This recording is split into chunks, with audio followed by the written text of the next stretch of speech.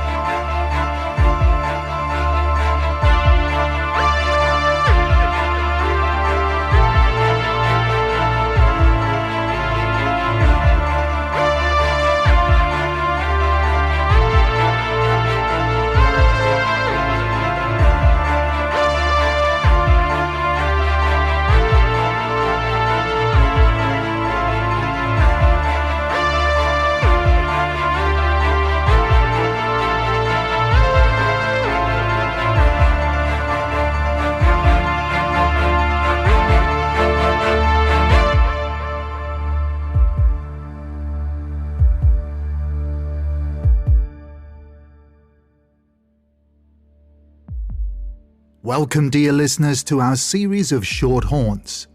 A shot of scary, just for you. So grab a hot chocolate, maybe a tea, maybe something stronger, because this is Haunted UK Podcast's Short Haunts. Does darkness follow? For millions of people, the odds of experiencing a paranormal event are extremely slim.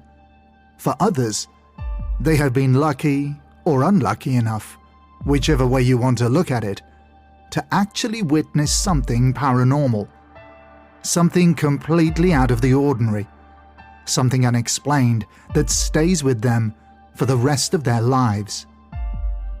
But there are a number of people who somehow, for some inexplicable reason, encounter multiple paranormal events throughout their lives. I can quickly recall a listener by the name of Jack Henderson, who shared a number of experiences which began in his childhood years.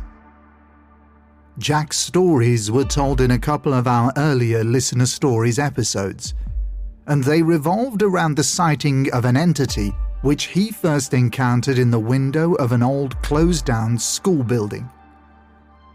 For some reason, this entity attached itself to him, following him throughout his life for many years. Appearing before him at work, at his home, wherever he lived.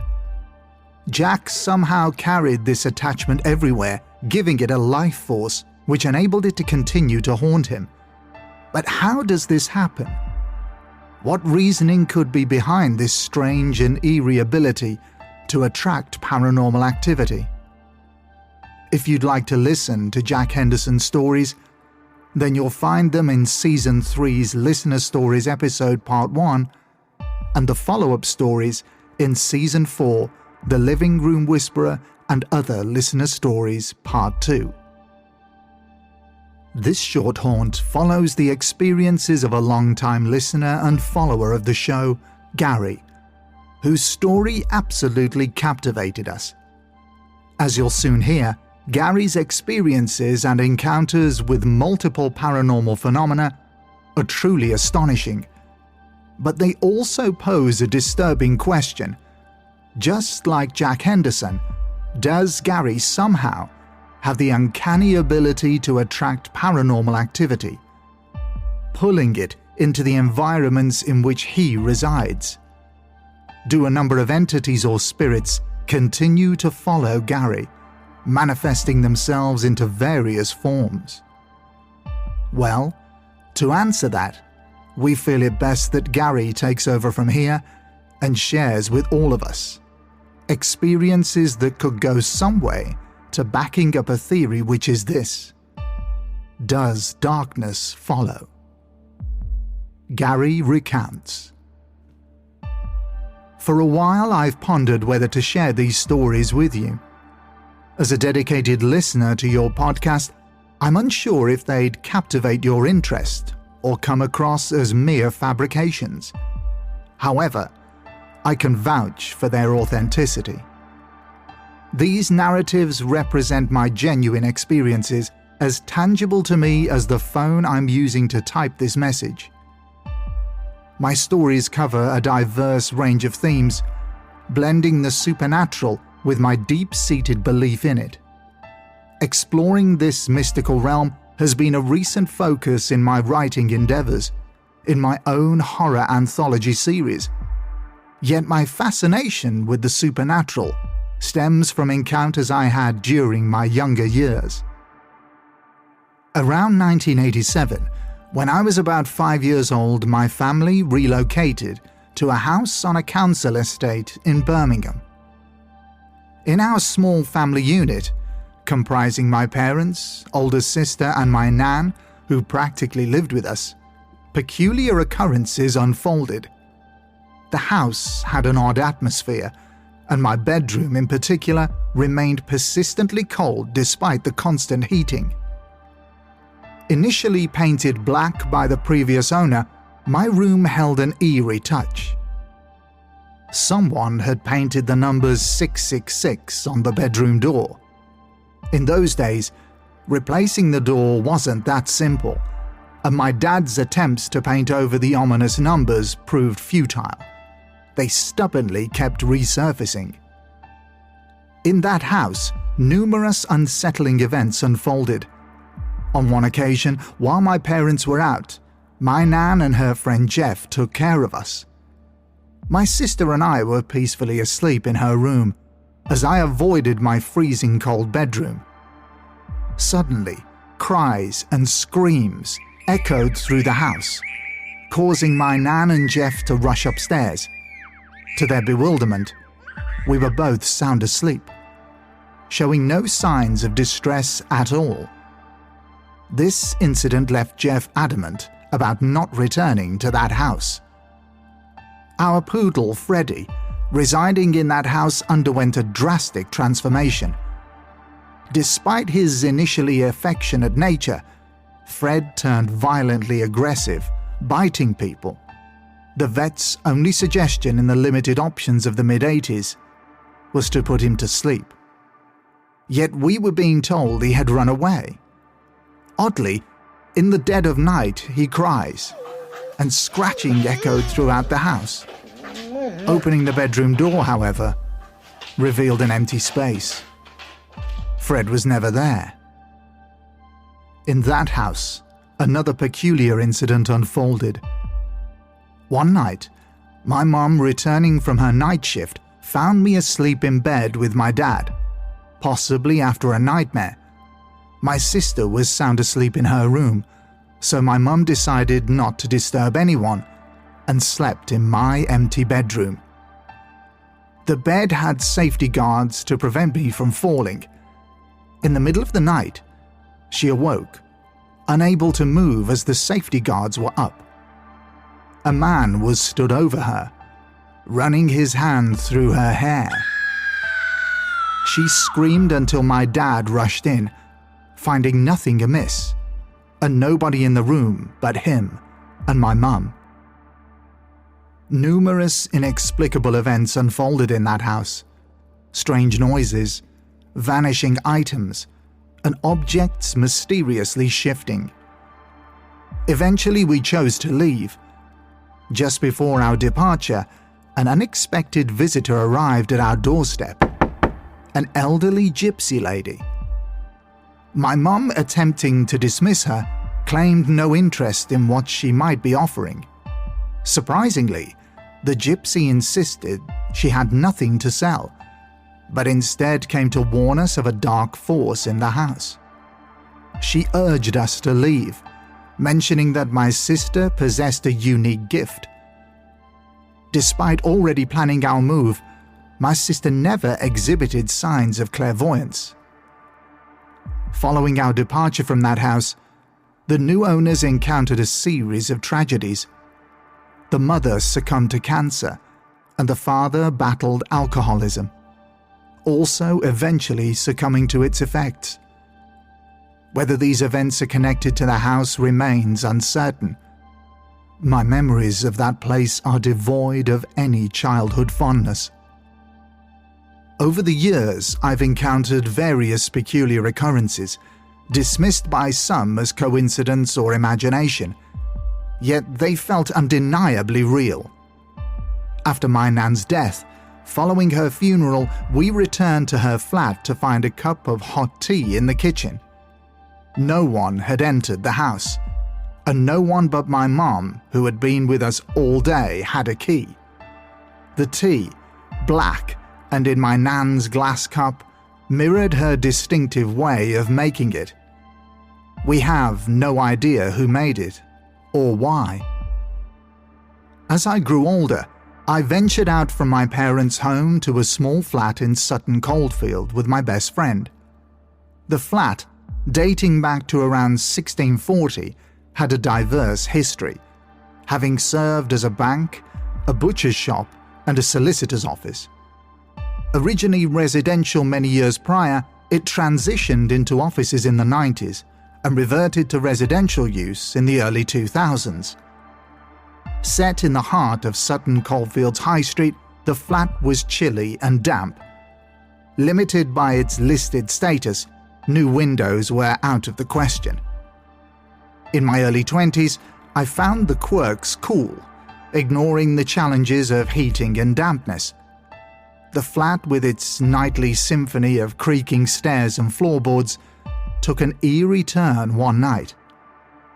Awakened by a muffled cry, I saw the spectral silhouette of a young girl in Victorian attire, seated in the corner of my room, rocking back and forth with her head in her hands. She vanished shortly after. In the living room of that flat, with its old fireplace and stained mirror, another peculiar incident unfolded. One night, as I watched television, I noticed a black mist in the mirror, swirling around the room. It ascended to the ceiling and vanished. Thinking it might be my imagination, I glanced at my housemate, who, usually skeptical about the paranormal, confirmed, "Did you just see that black mist?" He hasn't mentioned it since, maintaining his disbelief in the supernatural. During a holiday in Malta in around 2007, I found myself in a subpar hotel room with cramped quarters and 2 beds next to a bathroom. One night, in the confined space, I abruptly woke up to the sight of about 7 silhouettes gathered in the corner. Among them, an old lady's figure emerged. Her face resembling a wrinkly Mother Teresa. As she leaned closer, I frightened her away by shouting, waking my concerned best friend in the process, who questioned my midnight outburst. The room was empty. Now, in my current house in Burntwood, a seemingly new estate at only 6 years old, I grapple with inexplicable occurrences. Nights are plagued by waking visions, shadows and shapes haunting my bedroom. While skepticism prevails, an unsettling incident unfolded the night before my journey to America for a project. Awakening, I found the ominous silhouette of a tall man in my doorway. Reacting impulsively, I hurled a pillow at it. The pillow bounced off a solid form, cascading down the stairs. Racing to confront the figure, an oppressive emptiness seized me. A suffocating void akin to the Dementors in Harry Potter. The shape ascended the stairs towards my housemate's room on the 3rd floor, and propelled by a mixture of fear and anger, I pursued it, shouting and swearing at the apparition. "Oi, you!" I woke my housemate. In the stark light, the corridor stood empty, leaving me with a lingering sense of dread and an unshakable void in my chest. As I dismissed the eerie encounter in my home as a product of stress and imagination, before my significant project in the States, I kept it to myself. Upon returning, my mom, who stayed at my place for 3 weeks to care for my dogs, confided in me. She had witnessed a man-shaped figure at the bedroom door in the middle of the night. I hesitated, then revealed my own experience from the night before my departure. Astonishingly, her description matched mine. A dark figure turning and walking down the corridor. The mystery of its presence lingers, and it has left both of us perplexed and unnerved. Since that unsettling encounter, the spectral visits persisted with various shapes appearing in the dead of night. Even my dogs, attuned to something unseen, refused to ascend the stairs, trembling at the bottom. Intrigued and unnerved, I delved into the area's history, only to find no records of unusual events. Once a part of the greenbelt before the estate's construction, this seemingly ordinary land holds no apparent connection to the supernatural, deepening the mystery that enshrouds my current home. These encounters are part of my own narrative. Firmly embracing the paranormal, I see these experiences as glimpses into a multi-dimensional realm. Whether they are ghosts, beings, or entities crossing temporal boundaries, I find myself intertwined with a tapestry where the past and the future may seep through the cracks of our present reality. The mysteries persist, inviting contemplation about the profound intricacies of our existence. Who knows what lies beyond the veil, shaping the unseen forces that weave through the fabric of my personal journey? Gary. And that is where this short haunt ends. But not for Gary, who continues to experience strange phenomena to this day. So does darkness follow? Is it possible for a person to actually manifest paranormal activity into our dimension, giving spirits or entities the energy they require to break through that thin veil into the world that we share? Do people like Gary possess an aura, a strange beacon invisible to us, but shining as bright as a lighthouse beam to those in the paranormal realm? And they see it, they flock to it, hoping that the person holding that beacon can maybe free them, so they're able to move on to the next world. When walking into a room or when entering a building for the first time, should you ignore those strange first twitches along your spine, about your shoulders, when the goosebumps wash over your flesh? Should you just put that down to a cold draft blowing in from somewhere? Or should you take notice and realize that just maybe the next subject of a short haunt could be you?